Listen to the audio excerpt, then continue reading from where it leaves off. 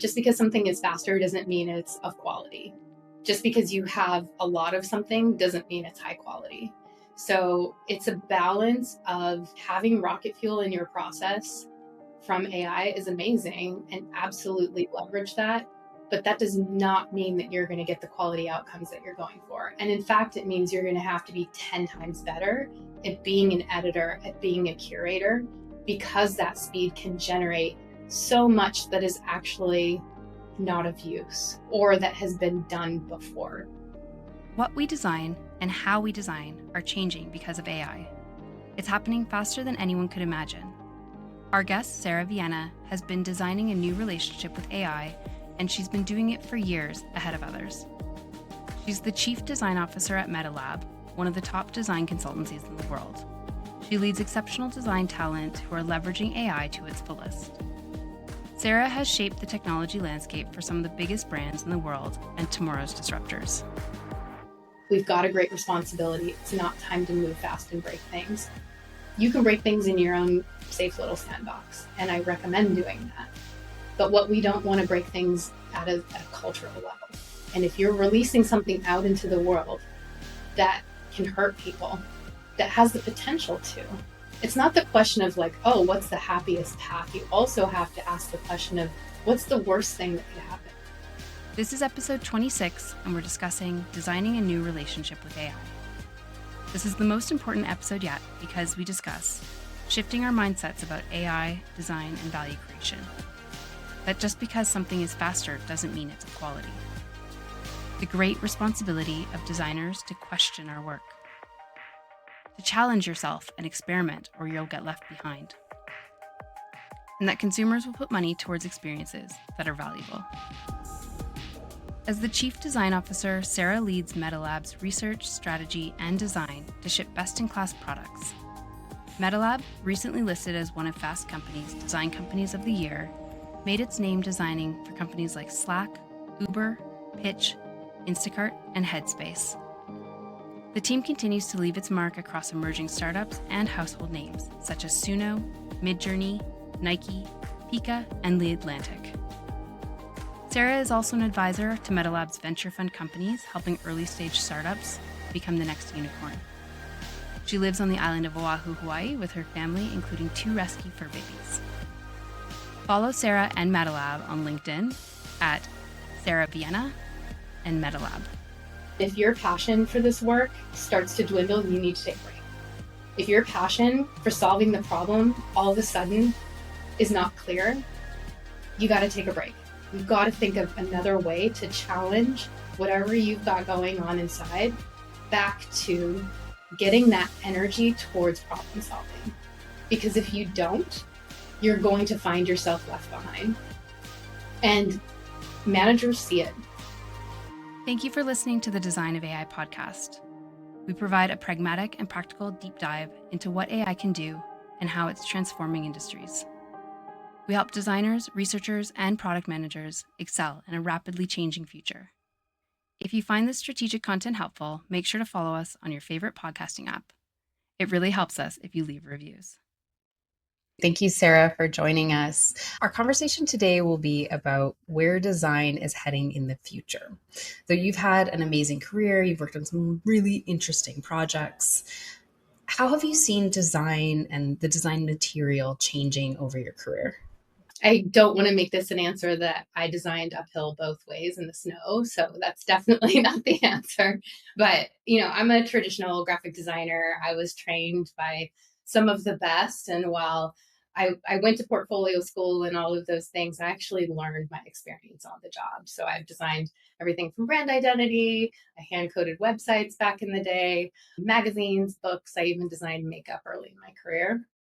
And when you think about that application of design across the spectrum, it's really important to take the great tenets of graphic design and apply them no matter what your design problem is. I'm a big believer in that. I think if designers don't have those foundations, they can make decisions in design that actually are anti-aesthetic or just bad for humans. And so having the foundations of graphic design is something that's super important. That still stays the same, but the material that we're designing is so different now, right? So when we're designing for digital experiences, the tools that we're using obviously are very different. The ways that we're collaborating are super different. And I think that one of the most important things to think about is, how do I create space for the collaboration and the work that I need to do with my peers, while I also save time for heads down time to think for myself? And it's something that I'm very passionate about, of having those distinct areas so that you can do your best thinking, but also bring all of those amazing solutions to the table. So while the material we may be designing with and for changes, the tenets of best practices still don't change. And I'm very much a break the rules if there's a reason to person. And I also still think that if you don't have a background in aesthetics and graphic design, it's going to be problematic for you, and you're going to have a hard time making some of those decisions that can tend to be informed by data, but also intuition and gut. That's beautiful. And now, Brittany and I, we met Metalab, oh gosh, it was probably 2015, 2016. We were all based in BC. You guys were doing some interesting stuff. We kind of jammed back then. And, fast forward, Luke, the CEO, was posting Yeah. about all this amazing AI stuff you've been up to the last couple of years. And it literally blew my mind. I cannot believe these guys from West Coast of Canada have been doing this. Now, what really elevated my thinking even more was reading an article that you wrote for Metalab called Designing a New Relationship with AI.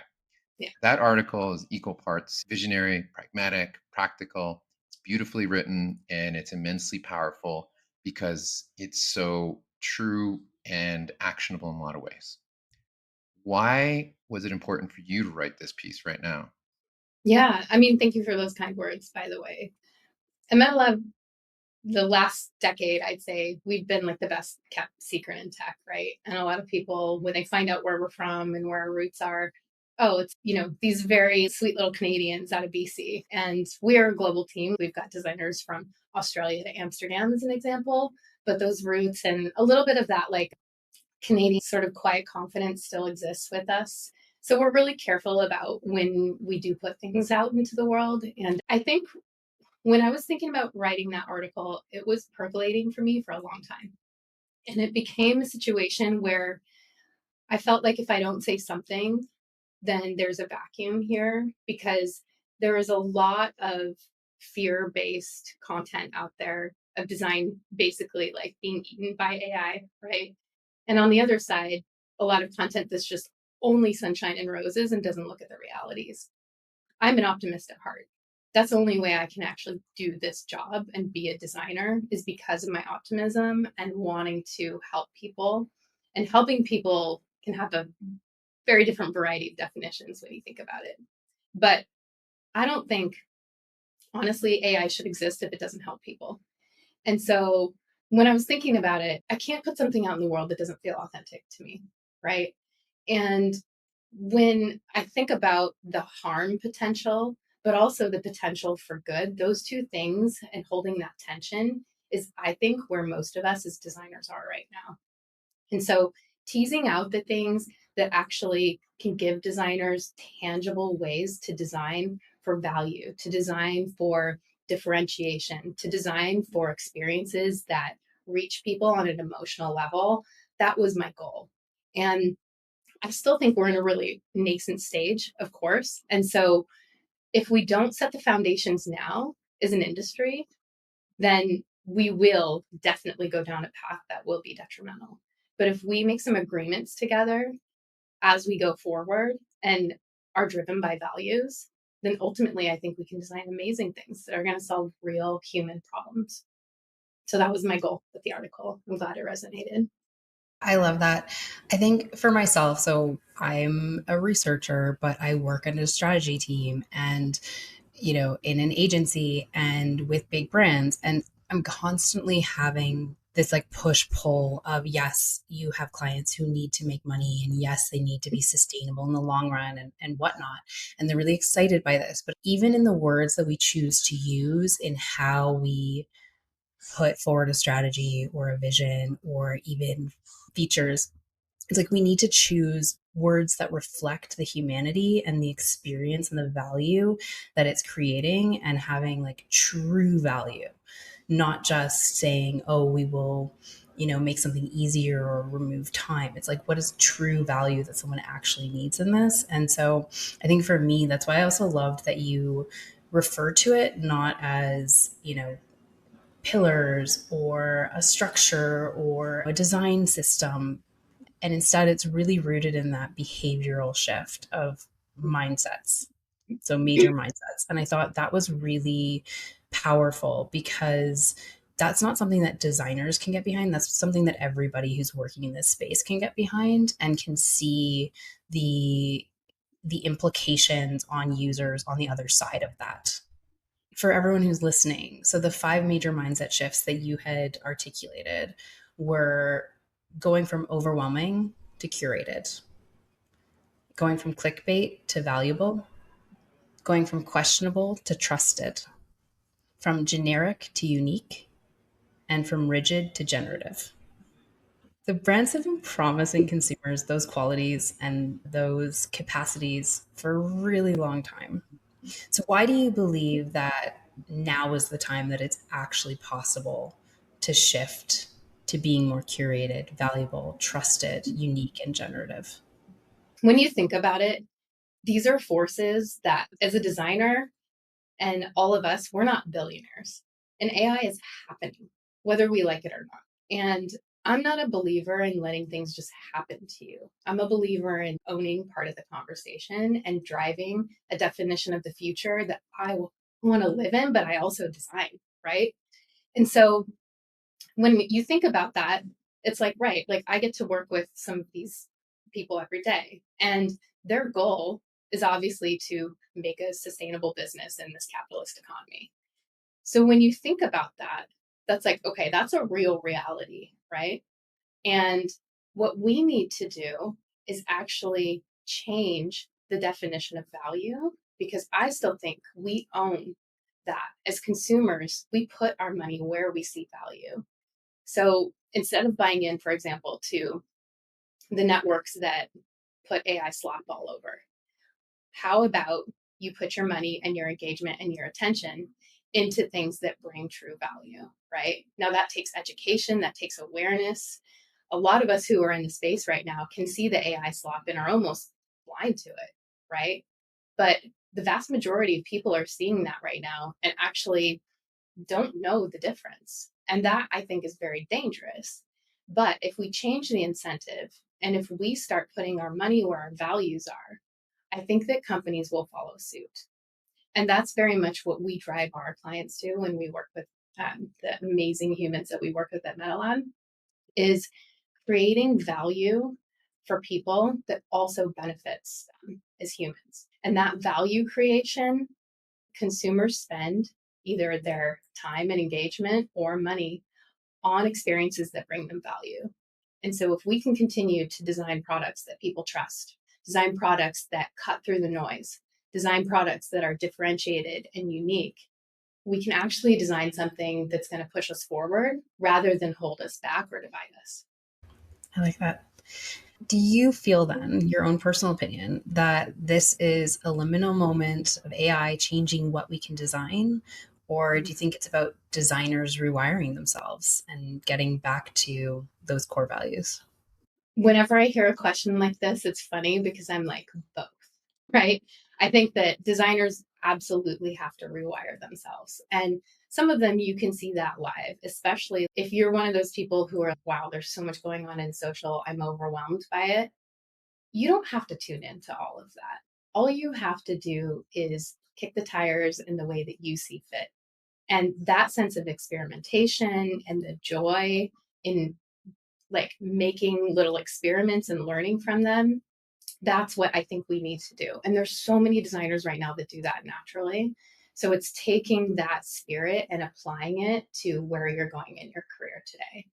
Because honestly, if you don't try these tools, even if you're not able to apply them in your day to day work yet, you will be left behind. But I guarantee the more you try them, the more you learn to use them, the more you're actually going to see the tangible application to your work.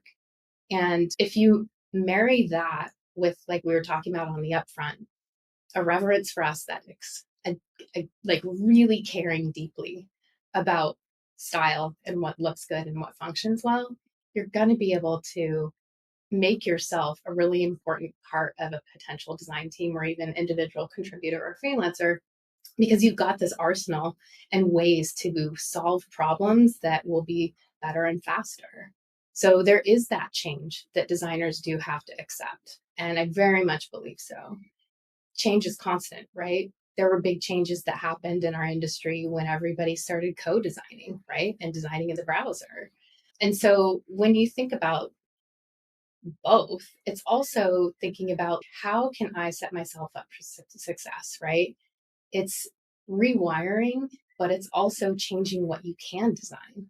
That's what I really say. It's both, because you can design for AI, and designing for AI is when we get to that idea of fluidity of generation, of not being constricted by pixel perfection anymore, and figuring out how do I map this result set that could be super varied and present that in an experience that's actually still beautiful, usable, and something that people will actually feel has a little bit of magic in it. Because right now, if you don't map what those magic moments are in the experience and really celebrate them, they'll get left behind. And so our job as designers is to find that simple human truth of when you might find that magic and figure out the best way to get there as quickly as possible. And then being able to obviously sell that to your business stakeholders. It's beautiful. Now, if we look at these 5 mindset shifts you're talking about, which of them would you say were the closest to actually being able to achieve? And which would you say were the furthest away and still haven't figured out how to put the pieces Oh, together? that's a really good question. I think the curated element is one of the closest to achieve. And the reason why is that anyone who's savvy wants simplicity, personalization. They don't want things that aren't relevant to them. And so we're going to have to tune relevance into the way that we present our experiences. And people are just going to absolutely demand it at a certain point. And so, because of all of the clickbait, AI slop garbage out there, there's so much noise. I think that's going to come very quickly and become in demand to the point where people will issue experiences that don't tune to them. That is something that we can already see today. And so I think that that's very near term. I think the longer term, the two that I think we really need to work on are trust and generative experiences. Trust is inherently problematic when we think about the problems that we're seeing across the space right now in misinformation. I'm not here to call out any specific network or here to call out any specific experiences or products, but misinformation is a big problem. And people should take a look and triple check those experiences before they're trusted. And as designers, it's behooving upon us to design for that trust, right? To design to build it over time. And so when you think about getting to trust, that will be a cycle. And when something happens where people are in some way, shape, or form not treated well, right? Like you will see that the mistrust skyrocket. But if we can design for trust and treat people, apply the golden rule across the experiences that we design and ship, trust will be built over time. But it does take time. So that's one. And you can see it tangibly. And for example, think about companions. I don't know if you've seen that Andreessen Horowitz bar graph, but those are the most engaged with mobile apps right now are companions, which is fascinating because I think what that starts to do is show you that there is a gap. There's a loneliness epidemic and there is a gap in companionship, and people are seeking out companionship. And there's a variety of definitions of what that companionship actually is.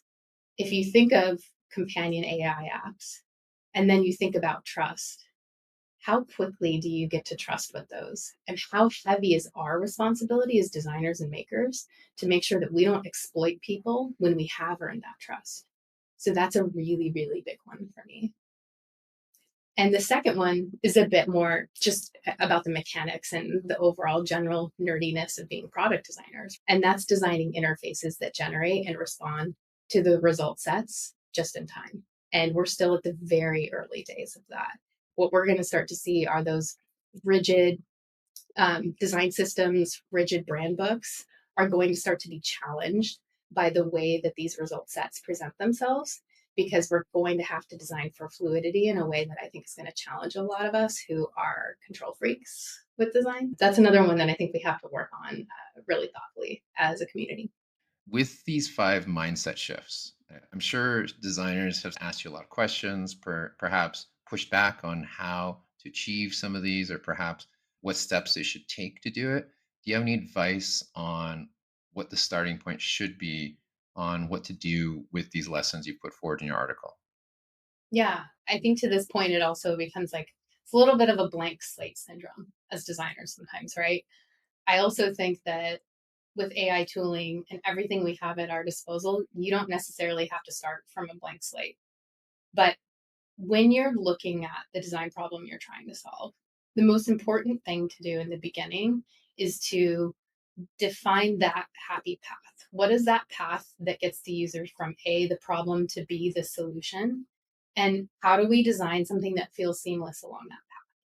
The seamless is just table stakes. It needs to be easy, it needs to be simple, just in time. But the places that really matter, and this is where the article really hits on it, is finding the magic moments along that path. So when we think about an experience that could be sort of, just genericized, how do we make sure that we curate that path for the user to get them to their end goal? And even if the end goal is just exploration, right? How do we make sure that we've got enough information about the user so that we can present something that's ultimately super relevant to them? That's the first thing. The thing that's also really tough about that is that you've got to be able to build trust to get that data to present relevance. So, how do you build trust and get just enough information so that you can create a valuable experience to the user? And asking those questions is how you get there. Because I can't give you a lightning rod today and say, here is the magic, here is the recipe. The magic is in the process of figuring out those big, potentially $1 million questions. And as you look through that process and continue to design things, sometimes you should design something and look at it and just take a real hard look and say, you know what? That's not the solution. That's not what I would want to use. You can test it, you can double check, and also think about what is the thing that's going to be the game changer in this experience so that it's super differentiated and unique. That whole line of thinking and line of questioning is how you get to experiences that are best in class, how you get to ones that are the ones on everybody's minds that everybody's talking about. And so there's not one methodology to do that. And in this article, I don't outline that because there is no lightning rod answer. It's a way of thinking, and it's almost a design philosophy that you have to own yourself. And you have to make sure that you are advocating for it every step of the way with your teams to get to the solution that you're super proud of. Because if you're not proud of it, number one, it's not going to be successful. I can almost guarantee. And having questions throughout the way to sense check yourself and your team are the way that we get to the ideal experience towards the outcome that we're designing for. You talk a lot about questioning things. And in the article, you talk about a relationship with AI and being in denial and feelings of not enough. And I need to ask you, as the author and the expert in this case, is this an AI problem, or is this a problem of what design has become? That's a great question. I think AI has given us an identity crisis. I'll be honest. Like, AI has made us take a really cold, hard look at ourselves. It's made the people who pay us take a cold, hard look and ask, what is the value of this contributor? It's business. And the faster we get to understanding that and not taking that personally, I think the better off you will be. That's number one. Second, I think looking at that from the lens of, am I changing or is AI changing me? It's both, right? We're in this cycle of perpetual change. AI is bringing this faster than ever. Just like the computer changed graphic design forever, we are now changing product design with AI at breakneck speed. So what we need to do is think about how might we make ourselves indispensable in a moment when this is changing what we do inherently at the core, and how do we continue to design experiences that help businesses win, because that's what this is about, designing winning products that also are value aligned with me as a human. Over the last 100+ conversations I've had about AI, almost every single one of them goes to the same value driver. They say AI makes you faster, you get more stuff done, you get it done faster. I have a hard time believing that this is it. Have we just not been imaginative enough to think of how to leverage the tool for creative functions, for improving how divergent we can think, for bringing in more information? It's something that I really struggle with, and I'd really like to know where you sit with this, because if it's just about getting things done faster, that really undervalues so much of what we all do in this industry. Oh, yeah. Yeah, absolutely. Speed is a benchmark, just like quality is a benchmark. But just because something is faster doesn't mean it's of quality. Just because you have a lot of something doesn't mean it's high quality. So it's a balance of, yeah, like having rocket fuel in your process from AI is amazing and absolutely leverage that. But that does not mean that you're going to get the quality outcomes that you're going for. And in fact, it means you're going to have to be 10 times better at being an editor, at being a curator, because that speed can generate so much that is actually not of use or that has been done before. Because think about it, like these models are built off of existing knowledge right now, right? These models are built off of what has been done before. Therefore, you're going to get outputs that are a mashup of what's been done before. So, what you need to do is think about, how do I add that layer of novelty, of differentiation, and of quality as I leverage the value of getting speed into the process? And that's the big question. Those who are able to do that effectively will be 10 times more valuable and 10 times stronger as designers and makers. So, point number two in your article is moving from the attention economy to the meaning economy. You write, the previous era of tech is marked by growth at all costs. Move fast and break things. It's too risky for today. That we wanted to deliver real value. Now, at the same time, we're talking about speed and how AI enables us to get more done faster, and that we just need to come to terms with this new rocket under our butts, basically, that enables us to get more stuff done. How do we Yeah. reconcile the need to get better work done and also faster? How can we as designers and researchers and product people do both at the same time? Here's the thing, with great power comes great responsibility. And these tools have great power. And something that I think about a lot, and I always apologize when it's like, don't always want to bring a Steve Jobs quote into it, but there are so many things that he said throughout the years that are incredibly important to frame up this new world that we're designing into, right? He said that computers are like a bicycle for the mind. And I've had many conversations with friends, and one of my friends, his name is Ravi Mehta, incredible product thinker. He said that AI is like a motorcycle for the mind, right? And you can get on that ride, to your point. And there are a lot of people, you can see some amazing voices out there who are very much on that ride, and they're almost making this cult of personality about it. That's one end of the spectrum. And the other end is like highly questioning the entire thing. And I think that to me, the place to live in is to adopt it, but realize the consequences of being on that motorcycle, right? If we move too fast and if we don't think critically about the decisions that we're making as we're making these new products and experiences, we could fall off and get hurt. We could hurt other people. And I know that designers got into this profession, yes, of course, to have a great career and make money.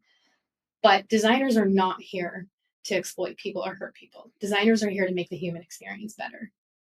And so, because we still get to be the authors of these experiences, we do have a great responsibility in this moment. And my charge to the design community is to continue to hone your skills, make yourself indispensable. So we're still the owners of that experience. and continuing to own that experience by having a point of view, by having an amazing portfolio that you continue to work on, by making sure that you're honing your relationships and continuing to figure out the next step for your career to continue to drive what we're actually designing in AI. Because if you can become an advocate for that human experience, businesses will win when people see value, right? And you'll win because you're actually adding value and making somebody's life better. The heaviness that comes with that idea of we've got a great responsibility, it's not time to move fast and break things. You can break things in your own safe little sandbox, and I recommend doing that. But what we don't want to break things at a cultural level. And if you're releasing something out into the world that can hurt people, that has the potential to, it's not the question of like, oh, what's the happiest path? You also have to ask the question of what's the worst thing that could happen? Do I release this AI feature into my app, not to name names, that then starts to spew off things that are actually highly offensive to other people? Or are you not worried about people taking offense? Those are all decisions that designers and makers have to make as we get our values aligned right up with this motorcycle that's happening, whether we like it or not. Please make sure to subscribe to our Substack to never miss an episode. On the Design of AI Substack, you'll also receive more strategic insights and recommended products, as well as announcing events soon to come. You can find us at designofai.substack.com. Every startup is always trying to disrupt the industry, change how things work. Mm-hmm. You've worked on several of these, whether it's Midjourney, Tally, Suno. What does that visioning, that design process look like when you quite literally are creating something that could break an industry? Yeah, absolutely. Well, first, I have to say that this is about the power of the collective and the power of my team. I am so lucky to have the most, I don't know, I'm biased, obviously. My team is so talented. And being able to lead a team who challenges me every day, who challenges clients every day, and whose only goal is to make it game changing is like a reason that I get up in the morning. And it's the reason that people hire us. So when thinking about working with some of the names that you listed there, the best ways of working in the ways that we've seen the most success are when we're side by side with them and you don't see a difference between their team and ours, and we just become one unit. Because we're a remote first company too, and depending on the client, some may be in the office, some may not be.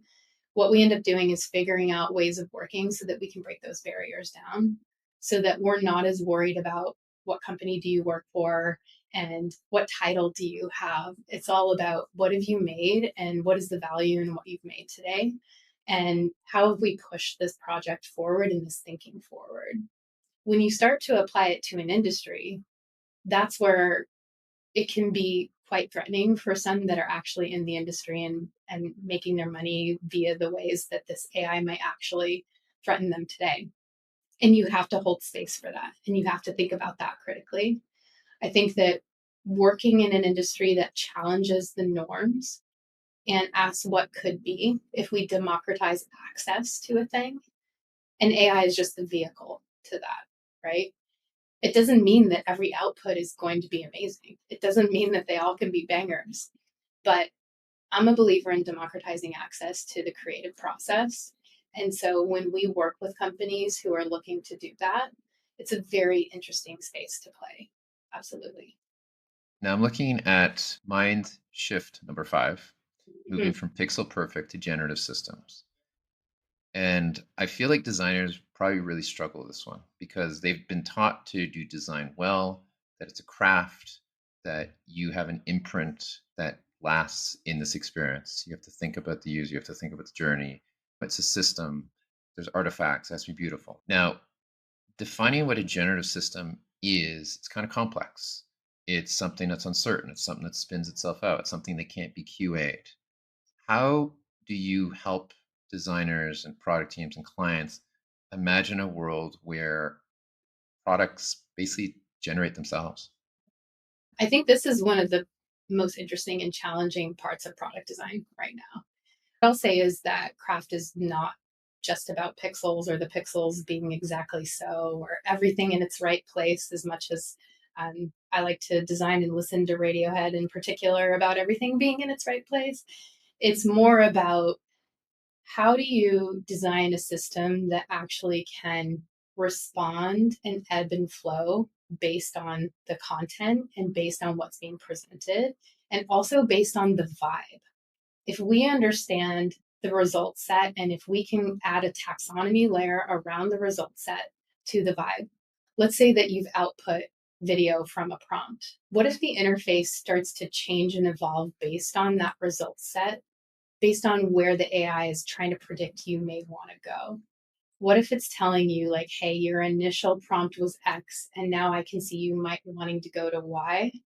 And also, there are other aesthetic shifts that you can make. So almost trying to act like your creative director as it responds in real time to the output that you're trying to achieve. Because design systems can evolve over time, the interface can compile to present that in a way that gets the user to the end goal faster. And so right now, our goal is to map the potential content result sets to ways to facilitate that magic flow, to facilitate the mean to an end in a way that shows something that feels more seamless, that feels more natural. And sometimes that's not a super long conversation. That can be a couple levers that you pull to get you to the end combo. But as the AI learns more about you and learns about your habits and the way that you want to interact with it, maybe it's a toggle, maybe it drags, maybe you continue to have the conversation. Maybe you're picking things from a color map as you add another layer to the video.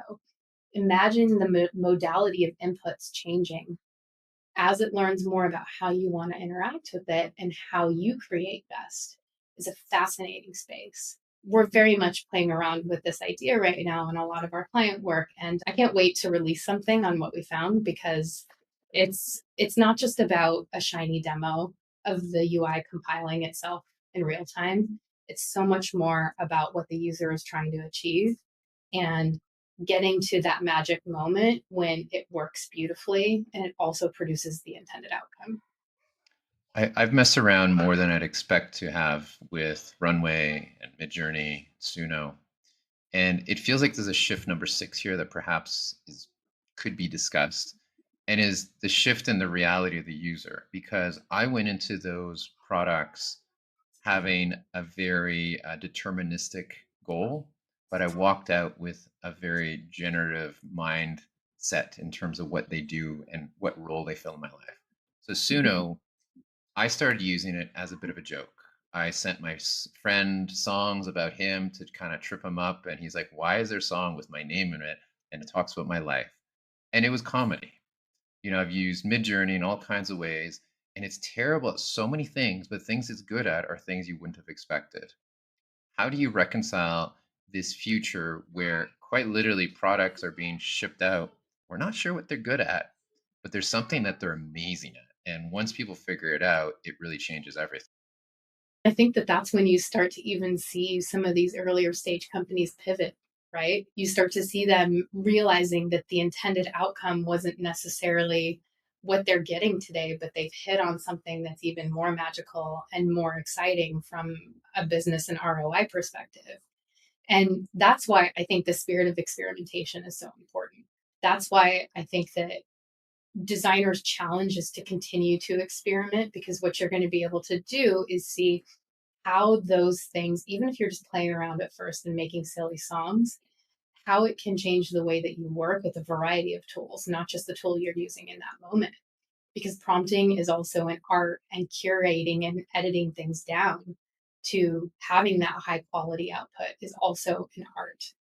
And I think that that's like one of the most inspiring things about all of this, is that if you become a person who sees the artistry in using these tools to the best of your advantage, but you're the one who's still in control, you're the one who's still the director, there's really cool potential for the future of what you might make. And we're still at the beginning stages of that. Absolutely. Definitely. Suno is an app that I have a lot of connections to music, and it's easy to dislike what Suno represents.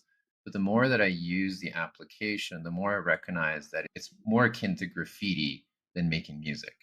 And it feels like we need to, as an industry, recognize that sometimes we don't need to understand what it is. We need to try it. We need to play with it. We need to see where it can go. It needs to be an organic process. Is that something that you encourage designers to do? And if so, like, how can they really build that in their practice? Because many people are not very good at divergent thinking. Yeah, I mean, absolutely. It's something I encourage to the point of if you're not doing it, like, please start tonight. Please start this weekend. And you don't have to try everything at once, too. And try the thing that feels most natural to you. And maybe that's something that's a little bit less barrier to entry, like creating a presentation with tone or gamma, as an example. It doesn't necessarily mean you need to drop into the community aspect of Midjourney right away and start prompting and sharing with the community. It's up to you to decide where you want to experiment. The thing that I love to see from designers today is when they give themselves that like 365-day brief. Like, maybe you just want to try 28 days to start. Don't sign up for a year if you don't want to do it. But give yourself a brief to do something and earn that mastery over time over the tool. And that can be a really cool way to, hey, drop into Suno, drop into Pika, drop into Midjourney, and try all of these different tools and then figure out how that would apply to your process as a solution set for you. Because just like Figma, Rive, Play, all of Protopie, all of these are just one tool in your arsenal. Yeah, I know that that's kind of the talk track right now. AI is just another tool, but AI is also a way to augment things that you didn't know were possible if you give it a chance to try. And if those who are designing on the other side are also designing responsibly, that's where the optimist in me comes in. We can create things that we didn't know were possible, right? And so it's a very exciting time. And I very much encourage designers to get out there and kick the tires as much as you possibly can. I know this was a bit before your time, but when I go back and remember what Slack promised to do, it's like kill email. It was Mhm. such a wild claim. But Yeah. in fact, it did do a lot of that, and it took a while for people to come around. What can we learn from the past about the future? One thing we can learn from the past, especially in the case of Slack, is that Slack wasn't first to market, but it was first to market at a scale where people really started to adopt it. And so when you start looking at that and you say, okay, right, because there was like Hit Chat and there's a couple other things going on at the time, what's the difference and what was the game changer for them? And it's a recipe of a lot of things, right? It's a combination of their relationships. It's a combination of founders who had had multiple tries at founding a company before and they had a hypothesis of what was going to solve this problem. It was also the experience itself and a novel interface that was something new and fun to play with that also cut out a lot of the noise.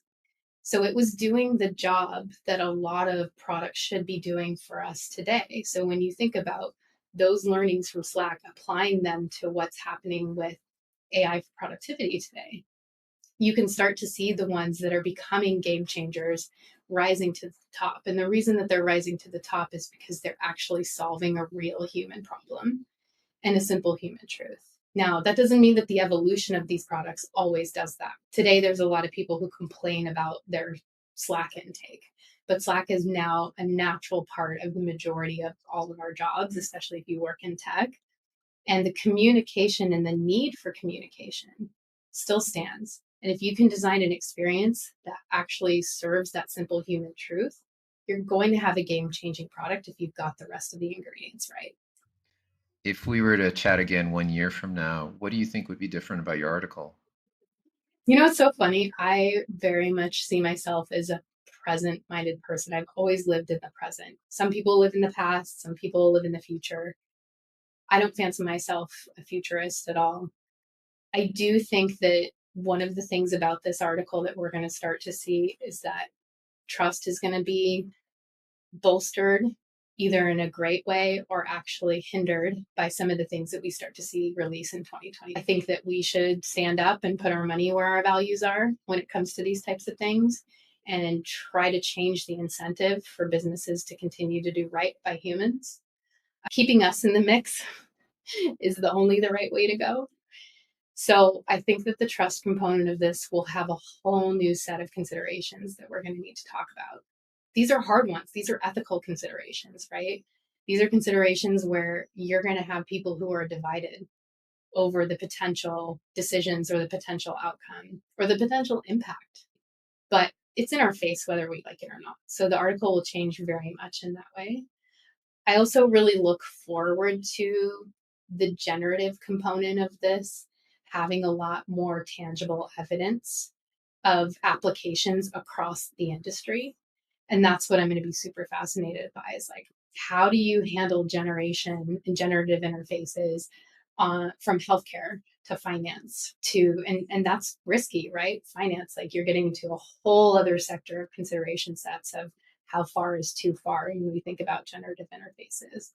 But that's where a lot of the really interesting conversations will be had around user experience, because the potential for these experiences to become almost living and breathing because of the way that they change as the user needs and states change.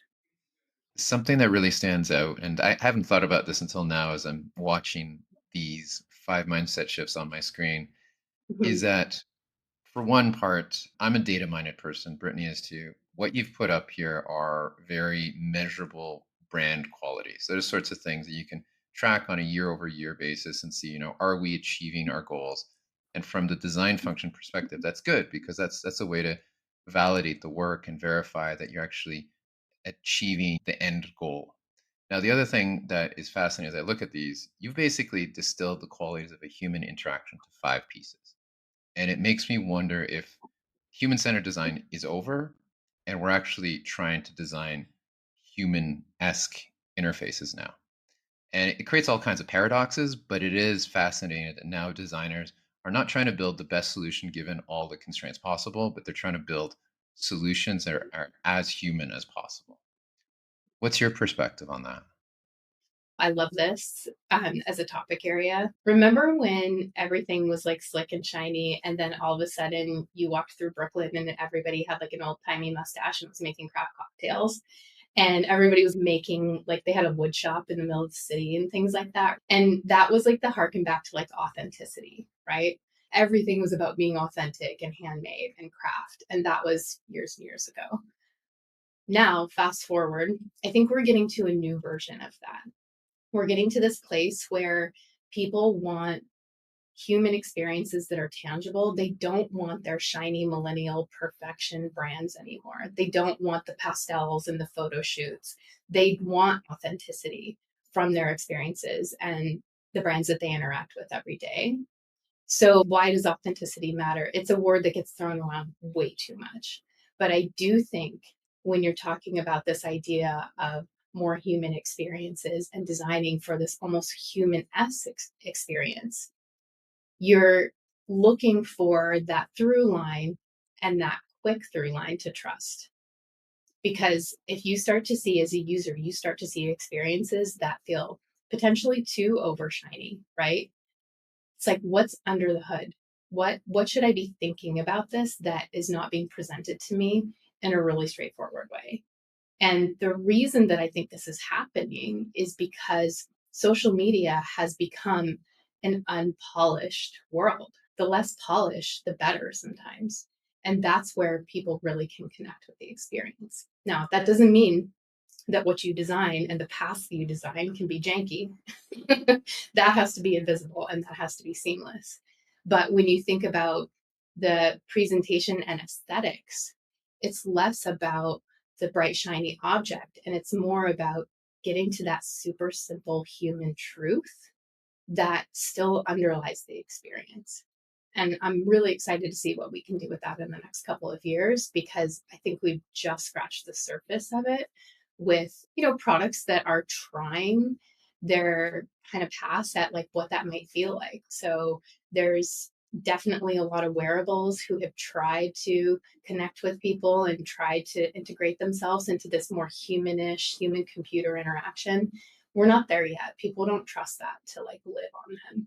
But eventually, I do think we will get to a point where people are willing to accept that addition to their daily lives if we've earned trust. And I also think that some people will never adopt that, and that's okay. And knowing that we shouldn't be creating different classes based on people who have adopted either this deep tech versus not is something that I think about a lot, because this tech can really surface the haves and the have nots very quickly. And so, how might we design experiences that can address that simple human truth, regardless of where somebody is on that spectrum?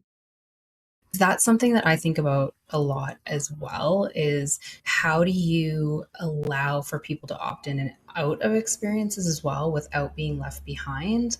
The word that I keep coming back to is this idea of empowerment, of data empowerment or experience empowerment, because part of it is also people wanting to, if they're engaging with these experiences, they also want to be able to say, well, okay, what do you remember about me?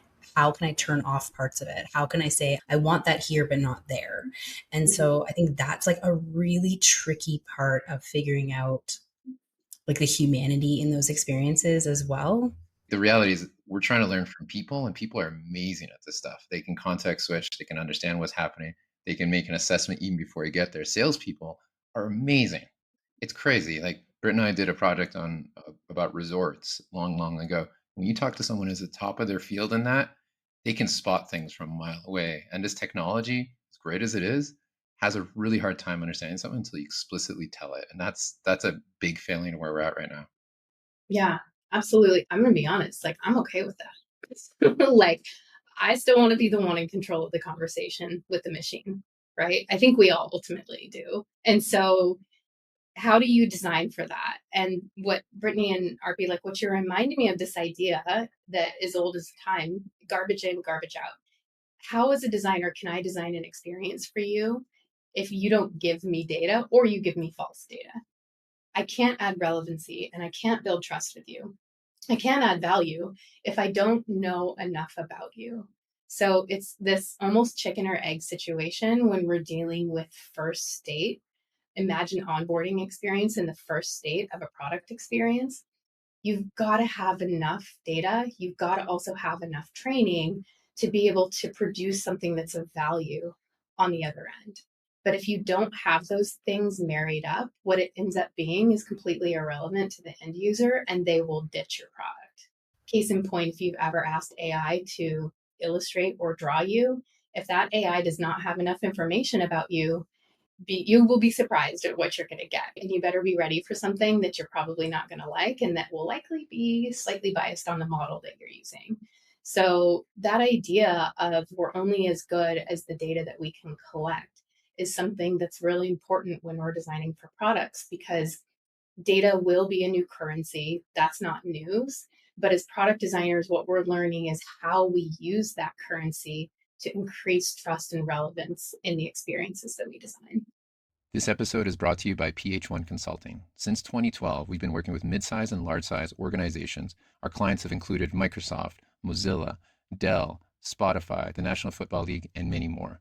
We offer product strategy services to accelerate your adoption of new technologies and validate new ventures and products. We help you envision your North Star, co-create possibilities, and roadmap your way to success. As service design and futures thinking experts, we deliver a vision for how to take your product to the next level, particularly how to incorporate AI into workflows to augment the capabilities of your workforce. Please visit our website at ph1.ca to book an intro call and to tell us about your project. As much as we, as people who are working in this space, like to believe that so many people have had the experience to work with AI and these technologies in a meaningful way, there's still a lot of designers and product teams that haven't had a chance to work with a lot of generative AI products. A lot seem to be, maybe let's say when they are, they're focusing on much more narrow skill sets or capacities, right? And they're not really finding ways to deliver meaningful value because they're so narrowly focused on what's available or what people are talking about, or asking for. And it just seems like a lot of product teams have either forgotten how to be imaginative, or that the technology is maybe more difficult to work with than some of them expected. What's your perspective on how teams can best leverage AI when maybe they haven't really explored it well enough? there's a few things that are in the way or also could help you depending on your orientation and where you work, right? So, for example, if you're a person who's really oriented towards exploring and trying things out, you're not going to let your big enterprise company AI policy get in your way, right? Like, do not put anything that is proprietary into AI models. OpenAI tells you that very obviously. Your data will be trained upon. Anything that you put into those fields, anything you talk about is essentially theirs to train on. And you just have to get realistic about that. So that's number one. So some people, and I hear this a lot from friends who work at Fortune 500 companies, we're not allowed to use it in a meaningful way. And I hear that. And that's difficult because, to my point earlier, experience is everything. But I think like gotta go apply it in your personal life. You've got to give yourself a side project to go test something out. For example, like, oh gosh, this was like 2 years ago at Metalab, we did a project where we couldn't apply any AI to our actual client work. We couldn't say, we're going to go use these early tools on your work because of obviously the intellectual property concerns. So, what we did is we created a fake brief. And the brief was design an app in 2 weeks to keep kids safe on the internet. How do you do it? And whatever your output is and your outcome is up to you. So you can code if you get there. You can design the brand if you want. And what this team ended up doing is using only AI the first week. And that first week, the results were surprising, also amazing because they got some really amazing outputs. But obviously, nothing that we would ever ship, and the quality was laughable. But the second week, they made it great. And they took that human intervention and literally there was a team that created something that I would feel good about bringing forward to the market in 2 weeks. So my suggestion to anybody who feels blocked by that, give yourself a project that is a personal project and a passion area. So you feel like you want to do that in your free time.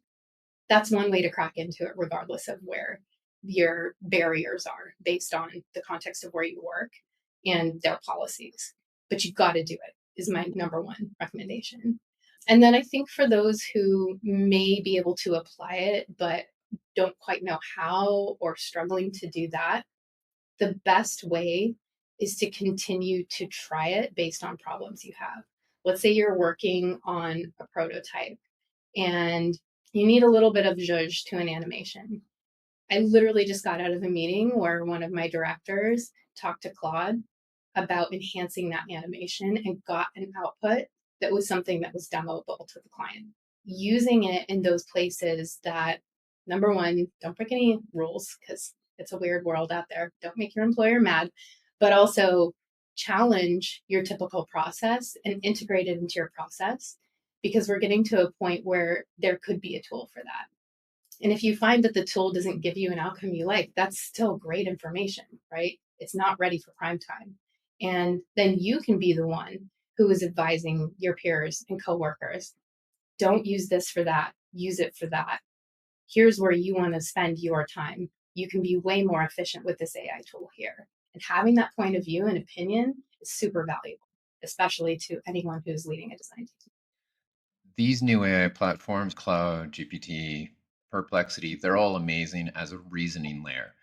But it feels like right now we're so obsessed with how can we get the most out of that reasoning layer, outputs that are useful, that it feels like we might be ignoring the brewing battle that's going to happen with design, which is traditionally there's always been this ontological layer, which is explaining what things mean. And designers have fully owned that. They've been responsible for explaining how a technical solution can be useful, explaining why and how it needs to be used, explaining what your relationship needs to be.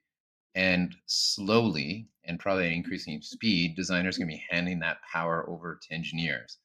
And it's going to create a bit of an uncomfortable tension where there's probably going to be a brewing amount of designers who, brooding, probably the better word, wishing they had more control over that ontological piece, but they gave the keys away because they've been kind of asleep at the wheel. It's not the fault of the design field at all, but I don't think people understand how important it is to be that unlock for the user. And that has been the role of design. But we've been so focused on just shipping product that we forgot that responsibility. It's fascinating that you're talking about this idea of feeling like you've lost it or given away the keys. Because in my experience, there's two types of designers. One who wants those keys, one who wants to literally be through the end days of shipping a product in QA. There's some designers too, and a lot of designers at Metalab who are like, I don't want to spec this thing. I want to move on, you know? And so it really depends on where you sit as a designer and how much you care about each piece of the process, where you're going to be potentially threatened, frankly, of where AI may subsume you in efficiency and may take those keys away from you, per se, of things that you love. Now, that's just a reality that we have to deal with. That said, though, figuring out where you can apply the uniquely human qualities that you have are going to be the most important part of how we're figuring out this brave new world. I am not one to say that, oh, AI will only take production away from us, as an example. It won't. There are things that AI can already do from a research perspective. Brittany, I am sure you have seen this in depth, that there's so much that AI is already able to do that is around the generative thinking part of our job. But that said, we are the ones who are the curators. We are the ones with the editing capabilities and the aesthetics that are going to be able to connect to that deeply seated human need that ultimately is about what you ship. So if you're an end-to-end 0 to 1 designer, there are pieces of your process that you should be looking at right now. What do I want to hold and what do I want to give away? And then what am I going to be forced to give away because of efficiency's sake? If you ignore it, I guarantee those who pay you will figure it out. And so if you're on the forefront of having that conversation and saying, here's what works, here's what doesn't, you're going to be on the up and up and you're going to be seeing a value because you've got a POV on how to integrate this because it's happening whether we like it or not. So, and this is very much like a tough love conversation for me, right? My nightmare is to have design just go away. But I know that nightmare is not going to happen. How exactly it will manifest, I think we're all still trying to figure that out together. But I believe if you're a person who really loves your job and really loves design, you're going to figure out a way to become indispensable. It doesn't mean you're immune to economic circumstances like layoffs and all of the drama that's happening in our space, but it does mean that you're of value to someone who's trying to ship something that's meaningful. And as long as we keep, as consumers, as long as we keep voting with our eyeballs, our engagement, and our money towards experiences that are valuable, I do think that there's going to be a really solid place for designers in this new future. Thinking about point of view, you just mentioned that Mhm. you've had the amazing fortune and you've earned the right to work with so many great big brands and exciting startups. Some of those include Midjourney, The Atlantic, Coinbase, Suno, some of the front leading orgs in each of their industries.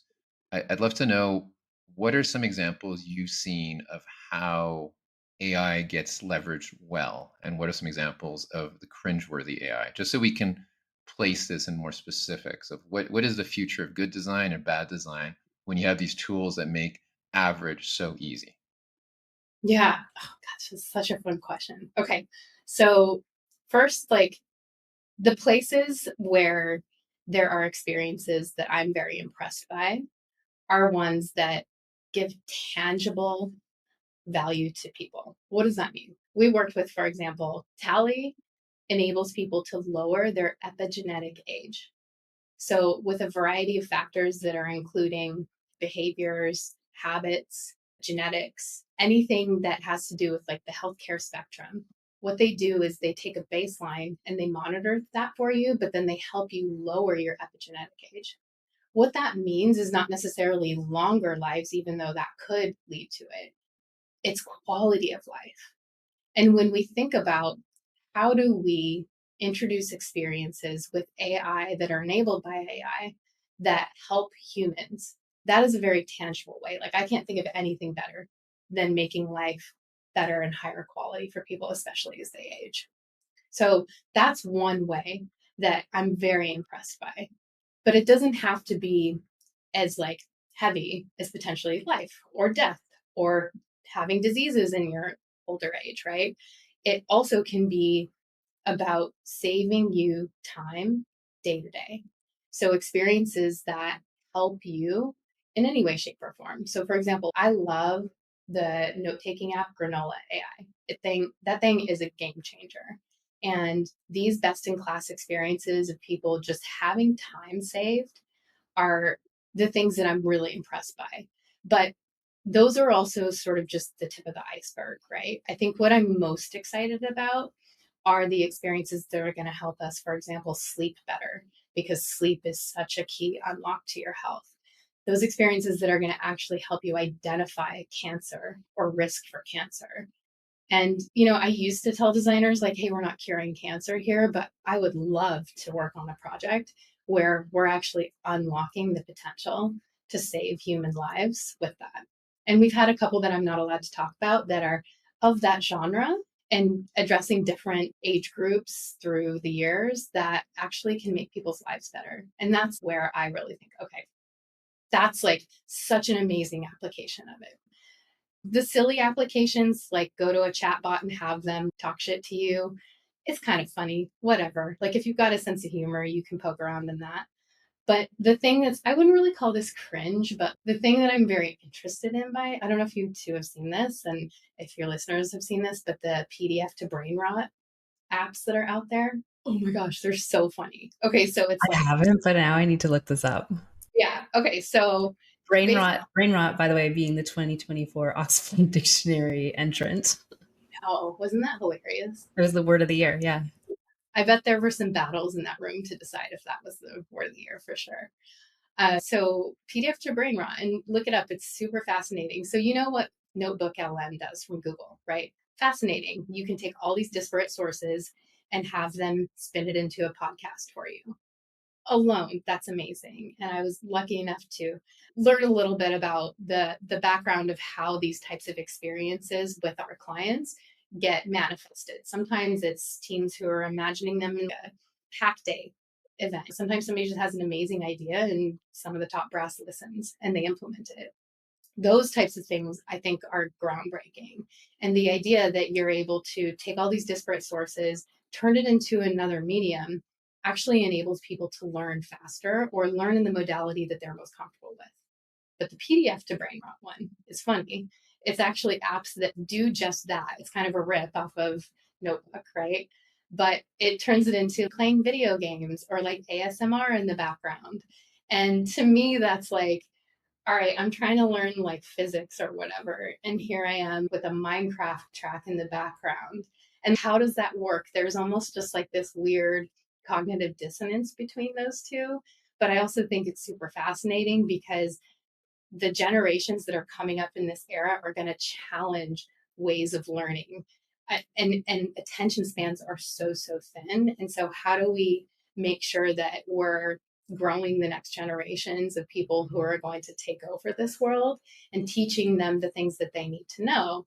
And I think these different ways to learn are kind of fascinating. So the brain rot thing is a little bit exploitation too, PDF to brain rot. Like a lot of these apps are actually just taking your data and probably serving ads most likely. And so that's a little bit of a like questionable, that's a little sus, but I still think the concept of it is very interesting and something I'm watching. Cool. So let's bring it back to then the great use cases, right? And for the people who are listening who are not super well versed with Metalab and just how excellent the work is that you do. Like your team has such a high quality standard for, I think what you said is you really have a lot of consideration for what gets put out into the world.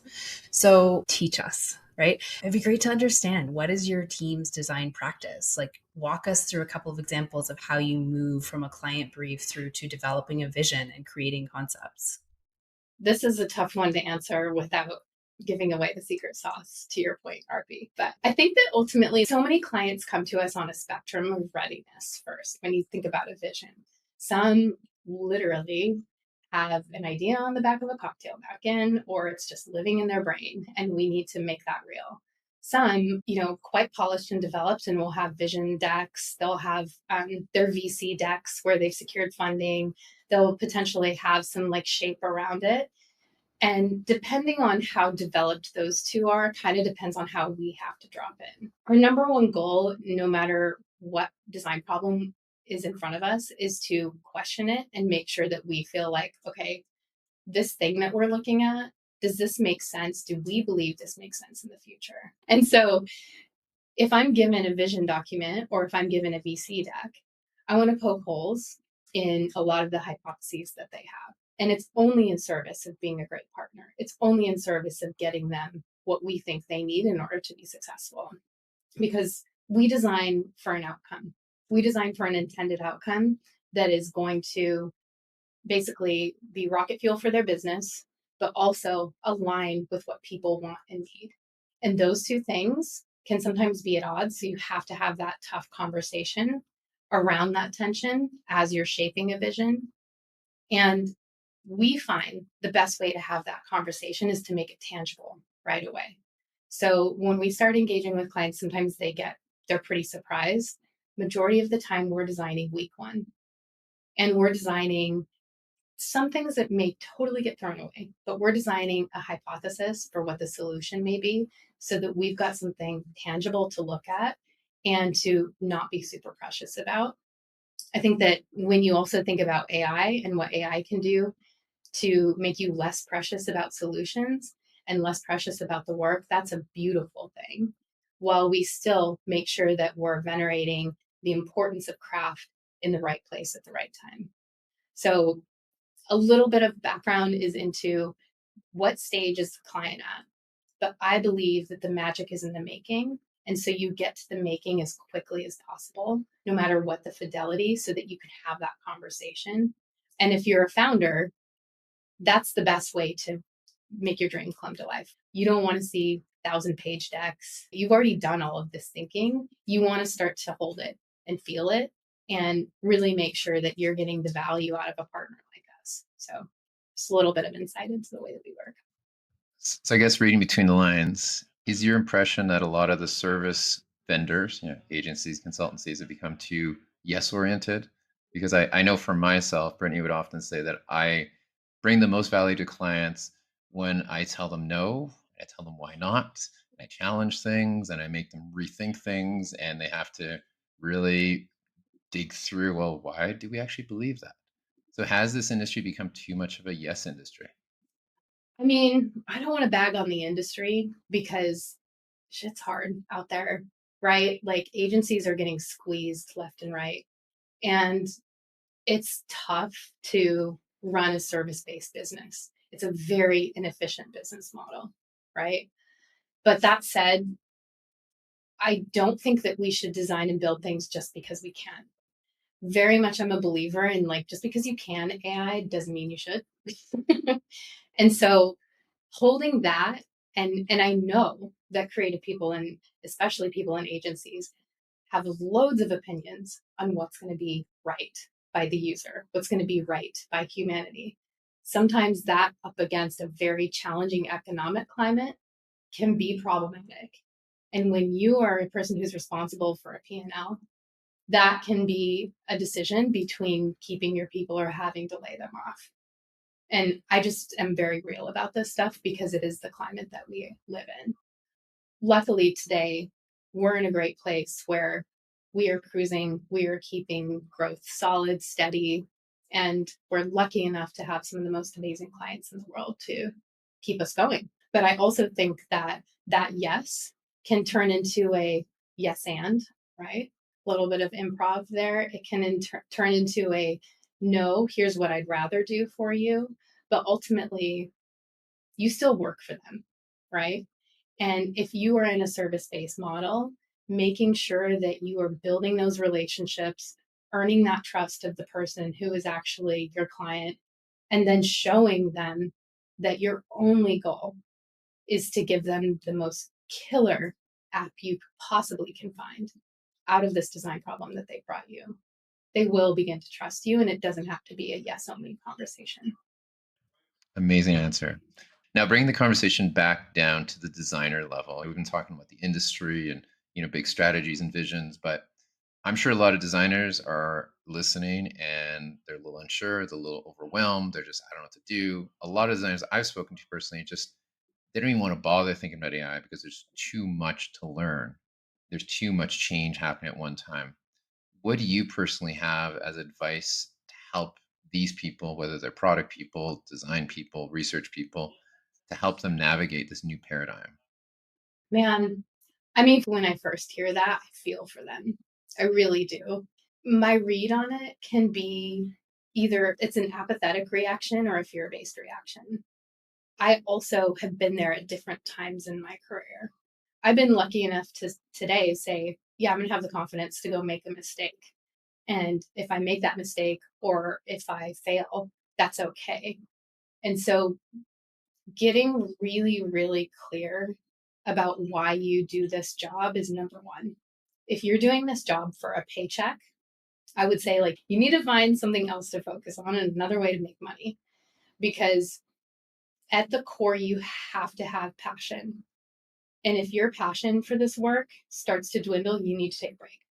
If your passion for solving the problem all of a sudden is not clear, you got to take a break. You've got to think of another way to challenge whatever you've got going on inside back to getting that energy towards problem solving. Because if you don't, you're going to find yourself left behind.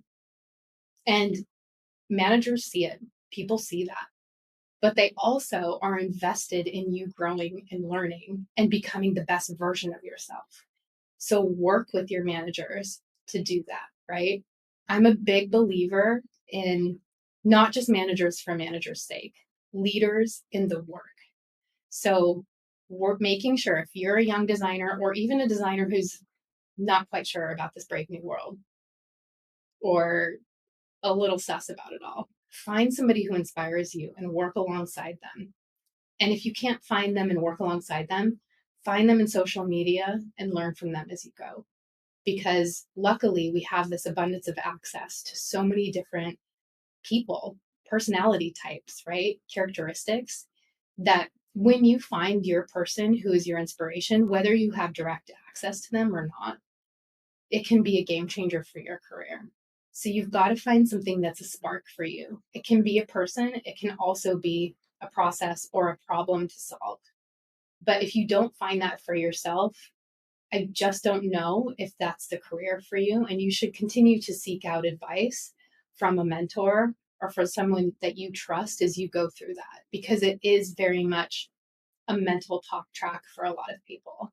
I'm a big advocate for mental health. We've designed many solutions for mental health across the spectrum. I've been lucky enough to work with Yale trained professors on working through these actual product design problems and dealing with mental health. And I do think there's a connection between this feeling of overwhelm to how we see the world ourselves.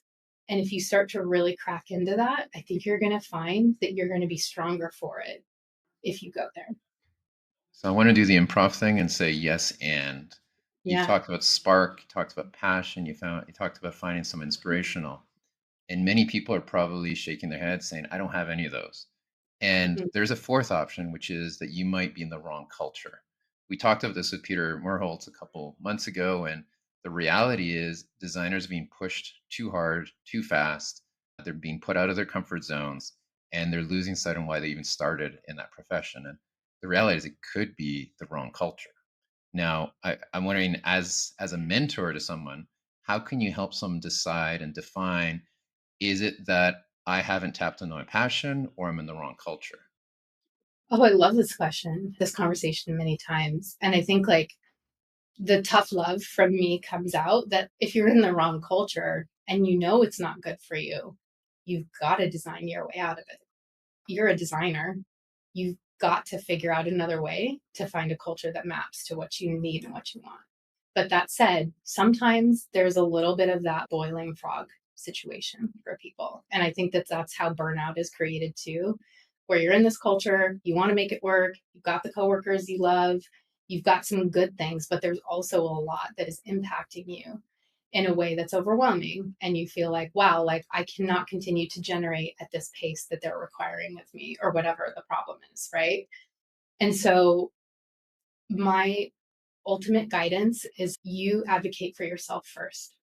So if you're starting to feel that your culture might be a disconnect, absolutely start having conversations with recruiters, put yourself out there, make sure that you are creating your own personal brand. And I don't say personal brand so that you can become an influencer, because I definitely do not do that for myself, not into that. But make sure that you're advocating for yourself. What advice would you give to somebody else going through this exact problem? And because this situation can be so contextual, seeking out help from friends, help from family, help from mentors is a way to help you see the sort of third party version of what you're going through, so that you can assess if you want to make a big move versus working on something yourself or finding that L&D thing that's going to give you that next rev, that next spark. So it's a very, very nuanced problem, frankly. And there's not a lightning rod answer to that, but I'm a very big believer in culture. And once you start to see the culture, and you absolutely will in your role, you need to decide if it's a energetic connect to you or not. And if it's not energetically aligned, do not waste your time as long as you possibly can, and put your energy towards, yes, do that job, but find the thing that's going to energetically align to you, because you'll be fighting an uphill battle if you don't. And that's not worth anybody's time. And employers can feel it too when it's not aligned. Yeah. And do you find that you've seen many instances where people individually are able to shift those cultures or to have an impact to create it to become more of a culture that they're looking for? Or do you think that's generally just like pushing a rock up a mountain?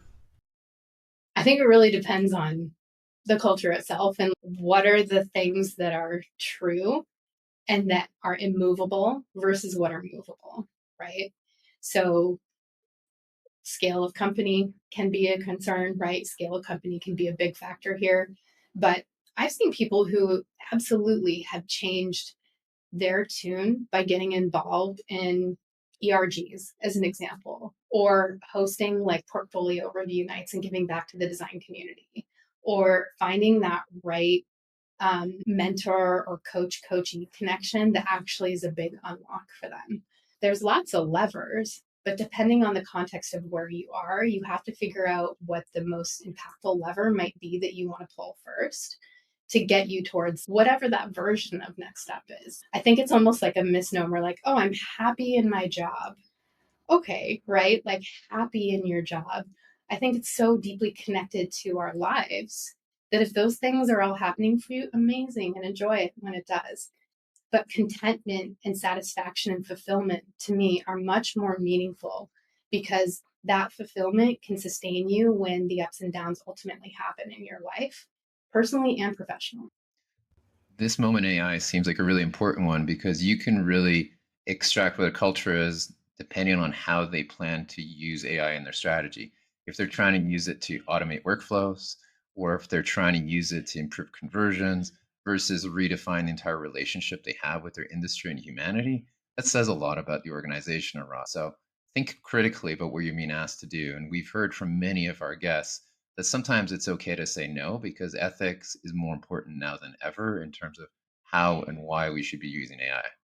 100%. 100%. Like, you know, I know that we've talked about misleading patterns, right, in design. And you can very quickly go down a path of misleading a user if the end goal is to exploit people. And I think that designers get into this work because they care deeply about the human experience and want to make it better. So when you start to see those things, ultimately, like, you still have agency in this career. There are lots of external pressures that are happening to us as designers right now. But my charge to people is that if you start to see and feel that, believe people when they show you who they are. Believe them. And then you need to internalize that and figure out if that's right for you to be aligned with her. Thank you so much. Final question here is where's the best place for people to follow along with what you're up to, what you're writing, the amazing examples of work you put out? Where is the best place for them to connect? Oh, awesome. Well, thank you so much. I've enjoyed this conversation. I actually was hoping it would last longer. So it's been an absolute joy to chat here with you both. And I would love to see people in all of the places. The place I'm most active socially, though, is LinkedIn, for better, for worse. I got a text from somebody I used to work with the other day, and she's like, I think I'm becoming a LinkedIn girly. And I'm like, oh my God, this cracks me up. I never thought I would say that, but that is where I am. And then, of course, like on all the socials, the Metalab socials, we're pushing out things that try to give you a little bit of a peek behind the curtain into things that we're doing and what we think is interesting. So definitely follow us there. And then Sra Vienna on most of the socials like Insta, X, or Blue Sky. I'm even kicking around in. So just try me everywhere, but no, I don't check it every day. So awesome. Thank you. This episode was hosted by Arpi Drag Figueroa, founder and head of product strategy at PH1 Research, and Brittany Hobbs, VP Insights at Huge. Please make sure to subscribe to our Substack to never miss an episode. On the Design of AI Substack, you'll also receive more strategic insights and recommended products, as well as announcing events soon to come. You can find us at designofai.substack.com.